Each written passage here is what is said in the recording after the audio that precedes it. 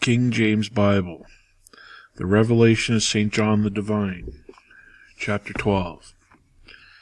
And there appeared a great wonder in heaven, a woman clothed with the sun, and the moon under her feet, and upon her head a crown of 12 stars. And she, being with child, cried, travailing in birth, and pain to be delivered. And there appeared another wonder in heaven, and behold, a great red dragon, having 7 heads and 10 horns, and 7 crowns upon his head. And his tail drew the 3rd part of the stars of heaven, and did cast them to earth. And the dragon stood before the woman which was ready to be delivered, for to devour her child as soon as it was born. And she brought forth a man-child, who was to rule all nations with a rod of iron. And her child was caught up unto God, and to his throne. And the woman fled into the wilderness, where she hath a place prepared of God, and they should feed her there 1,260 days. And there was a war in heaven.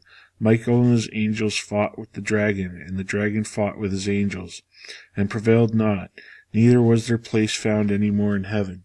And the great dragon was cast out, that old serpent called the devil and Satan, which deceiveth the whole world. He was cast out into the earth, and his angels were cast out with him. And I heard a loud voice saying in heaven, Now is come salvation and strength, and the kingdom of our God, and the power of his Christ.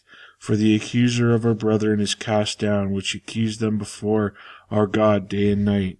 And they overcame him by the blood of the Lamb, and by the word of their testimony, and they loved not their lives unto the death.